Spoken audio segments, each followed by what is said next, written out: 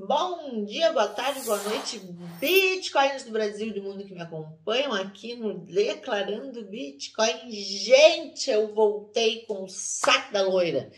Lembrando aquilo que eu sempre... Antes de mais nada, deixa o like pra gente aqui nesse vídeo. Dá um legalzinho pra nós aqui. Compartilha esse vídeo aqui com os teus colegas que operam junto contigo. Deixa um recadinho para nós aqui para o YouTube entender que o nosso conteúdo é relevante, sim, ok?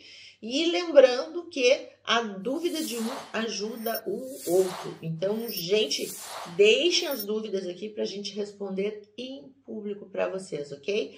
Um beijo grande, gurias. Toca a vinheta para nós aí.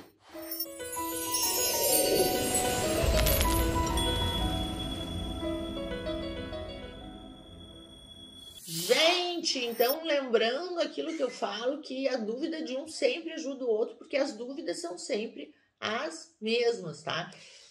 A gente tem uma dúvida aqui recorrente, que é da IN 1888. Então, o Regis, oi Regis, um beijo grande. O Regis pergunta, quem é obrigado a declarar a IN 1888? E aí ele afirma ainda. Quem movimentar acima de 30k na soma de todas as transações, compra, venda, alienação, no caso, ultrapassar os 30 mil mês, seja em exchange estrangeira ou carteiras, sim, Regis. Regis, assim, uma regra muito boa que a gente tem para seguir na IN é a seguinte. Sempre que tu transacionares fora de uma exchange nacional, e na prática é isso, sempre que tu fizer qualquer tipo de operação fora da exchange nacional, porque ela mesmo faz a IN 1888, sim, essas operações somam para os 30 mil do limite da IN 1888. Então, transacionaste qualquer coisa fora de uma exchange nacional, tu começa a contabilizar isso para o limite dos 30 mil e sim, tu passa a ser obrigado, se ultrapassar dos 30, a entregar a IN 1888, ok? Beijo. O Jorge, oi Jorge. Se eu vender, o Jorge é antigo com a gente aqui no canal. Se eu vender mais de 35 mil reais em um mês, com algumas criptos com lucro e muitas com prejuízo, eu devo pagar imposto de renda sobre os lucros e não podendo compensar os prejuízos? Sim, Jorge, de fato. Não é uma soma aritmética, tu não vai compensar o prejuízo de uma moeda com outra, e o pior ainda, tu não vai compensar nem o prejuízo de uma mesma moeda. Então, se tu vender uma mesma moeda com lucro e a outra com prejuízo, sim, tu vai pagar nas que tu teve resultado positivo. É fato isso, não existe essa compensação de prejuízo. Aí ele continua, poderia esclarecer se eu vender uma cripto com prejuízo, por exemplo, 5 mil e vender uma cripto com lucro, R$1.000, e tendo vendido um montante superior a 35 mil, eu teria que recolher IR sobre o lucro de 1.000? Sim, teria que recolher IR sobre o lucro de 1.000. Eu vou te dar essa triste notícia, mas sim, não é soma aritmética, tu vais ter que recolher sim sobre os resultados positivos, ok? A Márcia Lima, isso? Márcia Lima? Acho que a Márcia é colega contadora, pela pergunta dela é colega contadora, tá? Gostaria de sua orientação como realizar a contabilização de tokens. Considero como estoque como valorar Easy Token para realizar o primeiro lançamento no estoque. Precisa emitir nota fiscal pela venda do token ou somente nota fiscal de serviço de intermediação?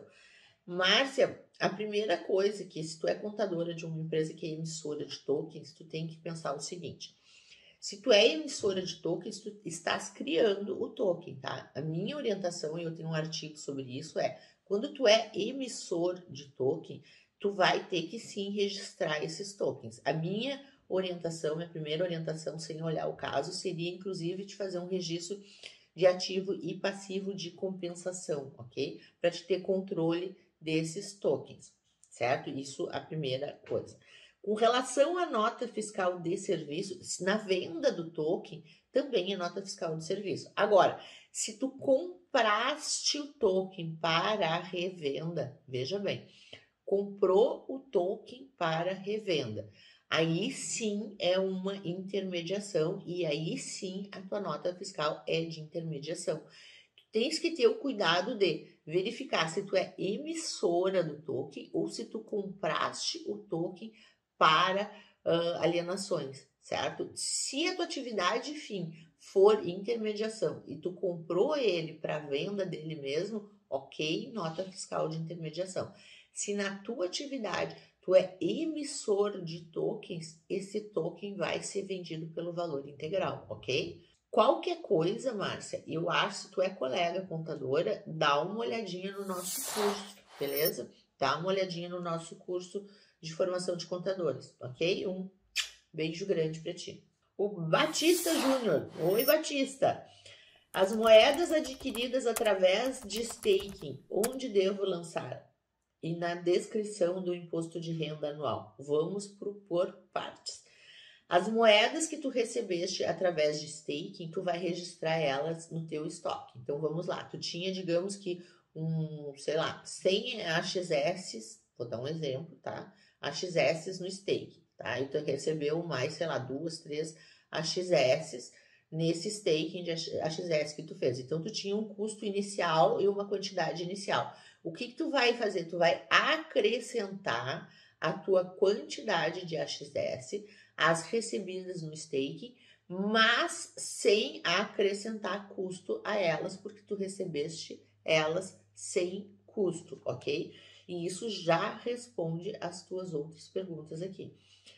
Se tu vendeste só os lucros, informar na aba isentos e não tributáveis, depende. Quando é que tu tem venda isenta ou não tributável? Quando as vendas forem inferiores a 35 mil reais. Então, a 35 mil reais. Então, se a soma das tuas vendas, permutas, etc., forem inferiores a 35 mil reais, aí sim a venda desses lucros seriam rendimentos isentos e não tributáveis, ok? E aí sim na íntegra, porque eles tiveram custo zero de aquisição. Se eu faço várias compras no ano de uma cripto, vários lotes, com diferentes preços de compra, na hora de eu vender, venda parcial, posso vender um lote que vejo que já vai me dar um lucro? Preciso usar preço médio? Aqui a gente entra na questão aquela do carimbar a cripto. Se tu tens controle, tá? Se tu tens em separado, né, esses registros para que tu possa carimbar essa cripto e dizer, esse lote que eu estou vendendo agora foi o lote que eu comprei em X, tu pode sim. Agora, se a tua contabilidade de estoque é aquelas a lá K, né, não vou complementar aqui para não dizer nome feio, aí tu não tem como, tu vai ter que fazer o preço médio, ok? Se tu tiver como carimbar essa cripto, ok, tu pode carimbar essa cripto e sim, essa aqui que entrou é aquela que vai sair. Agora, se tu não tens como carimbar isso, não tens esse controle, não, aí tu vai ter que aplicar o preço médio, ok? Para obter o preço médio das moedas adquiridas em staking, tenho que calcular como se eu tivesse comprado esses ganhos? Não, de forma nenhuma. O que acontece? Quando tu tem um stake, tu tem um custo lá da moeda que tu colocou em stake, certo? Tu ganhou lá os rendimentos do stake e tu acrescentou isso ao teu estoque de moeda. O que vai acontecer? Isso veio com custo zero. Então, na verdade, o preço médio dessa moeda que tu colocaste em staking, ele vai diminuir. Por quê? Porque tu teve um custo de aquisição naquela que tu botaste no estoque e tu teve os rendimentos que tu acrescentou no teu estoque, mas tiveram custo zero. Então, o teu preço médio dessas moedas de staking, ele vai diminuir. Na prática, eles vão ser tributados a custo zero, certo? Se tu separares eles a custo zero, se tu colocares no preço médio, eles vão empurrar o teu preço médio para baixo. Isso é uma matemática, faz o teste que tu vai ver que é assim. Esse preço médio vai na declaração ou só na hora da venda para calcular os lucros? Só na hora da venda para calcular os lucros. Gente, aqueles traders que têm mania de dizer que vai preço médio lá em bens e direitos, às vezes eu quero matar, pegar pelo pescoço. não vai preço médio em bens e direitos, tá? Eu vejo até contadores dizendo isso. Não, gente. O que vai lá em bens e direitos é custo de aquisição. O preço médio tu calcula para quê? Para efeito de controle de estoque, para efeito de tu saber o teu CMV, o teu custo, no caso aqui da mercadoria vendida, na hora que tu faz a baixa, entendeu? Até tu já chegou a essa conclusão. Não vai esse preço médio lá na declaração. Lá na declaração vai o teu custo total de aquisição. O preço médio é um cálculo que tu tem que ter à parte, né, para te poder fazer as baixas. A grosso modo, o teu preço médio versus vezes a quantidade que tu tens da moeda, isso sim é o que vai estar lá na tua declaração de bens e direitos, porque isso é o teu custo de aquisição. Comprou parcelado e vendeu parcelado. Precisa ter preço médio? Sim, precisa ter preço médio. Se tu comprou parcelado, vendeu parcelado, ou seja, entrou fração, saiu fração, entrou diversas frações em diversos momentos, saiu fração em diversos momentos, que é o normal, né, gente? Então, sim, tu tem que ter aí um mecanismo de cálculo de preço médio para te poder fazer esse cálculo de forma coerente, ok? Beleza? Bastante pergunta tua respondida, ok? Me deixa uma mensagem bem grande aqui. O Captain One, eu sou muito ruim de inglês, né, gente? Recebo algumas centenas de satoshi todos os dias, resultado de staking na Binance. Posso declarar esses satoshis apenas na declaração anual, indicando todo o montante com custo zero de aquisição?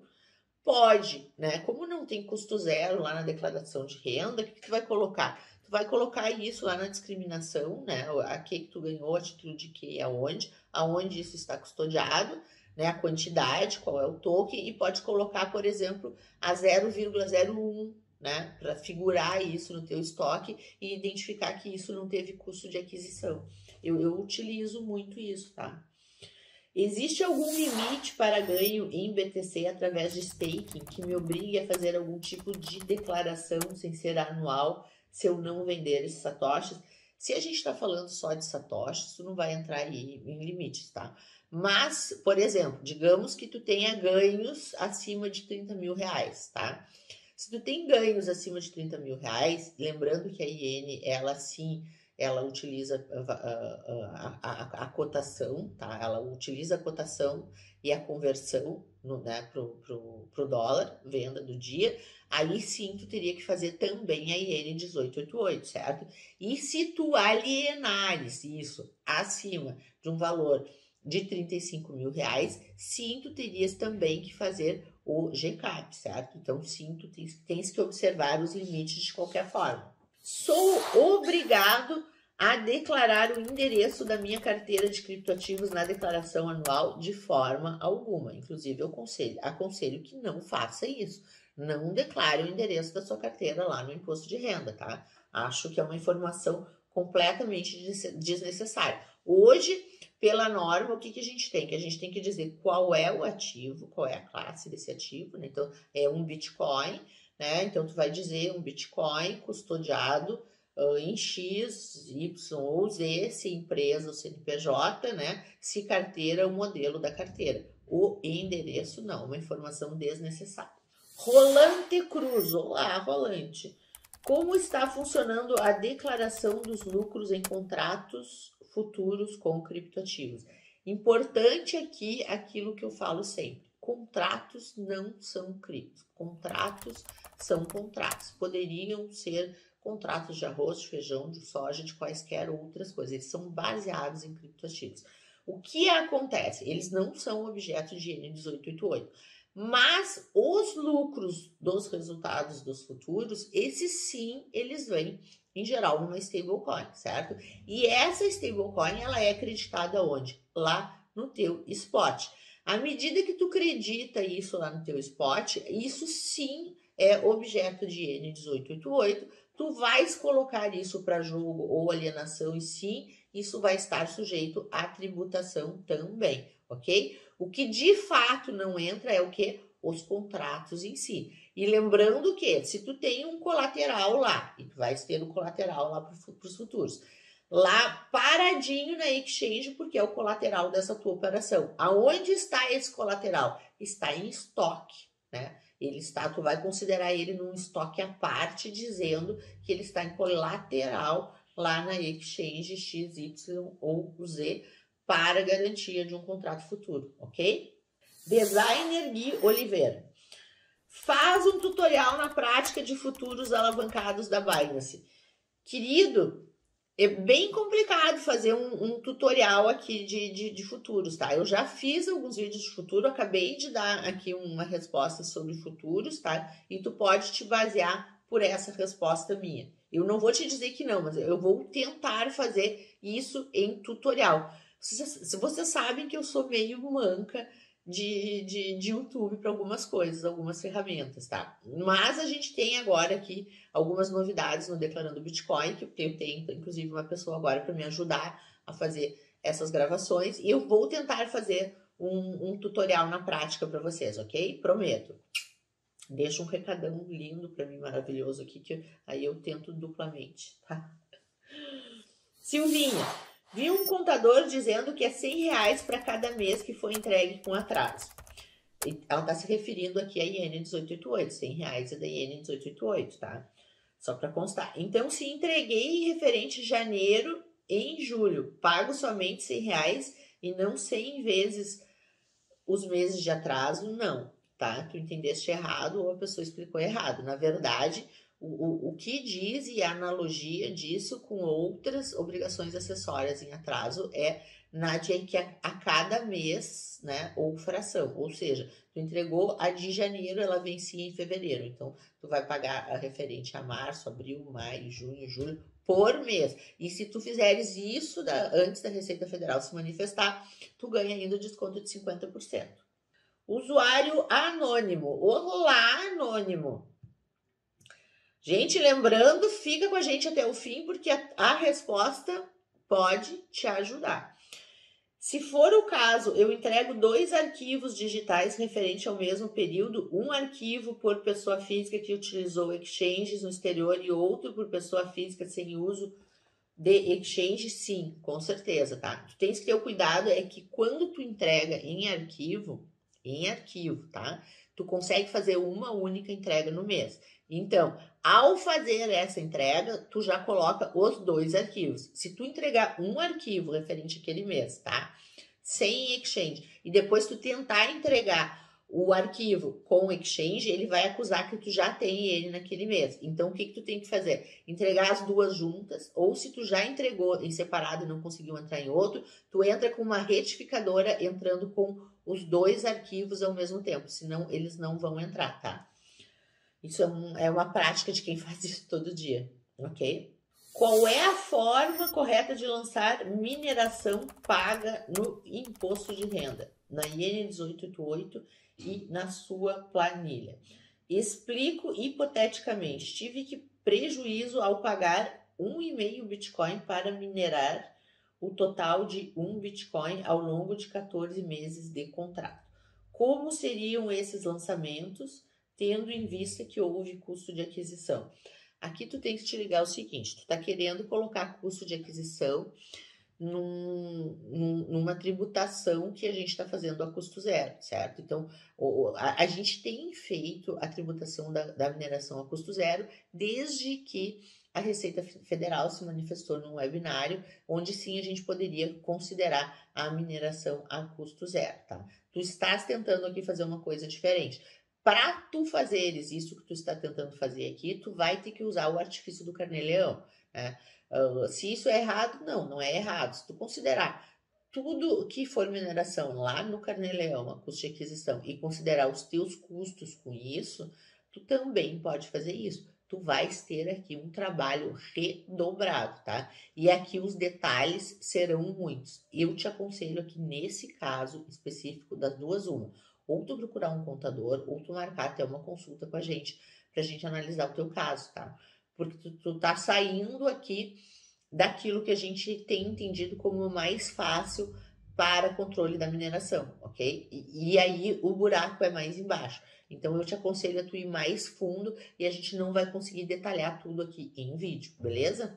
Então, gente, sendo o que tínhamos para o momento, esse foi mais um Saque da Loira.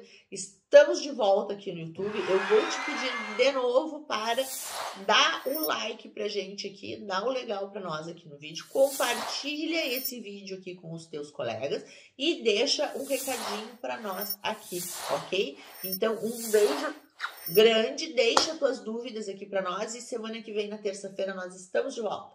Beijão!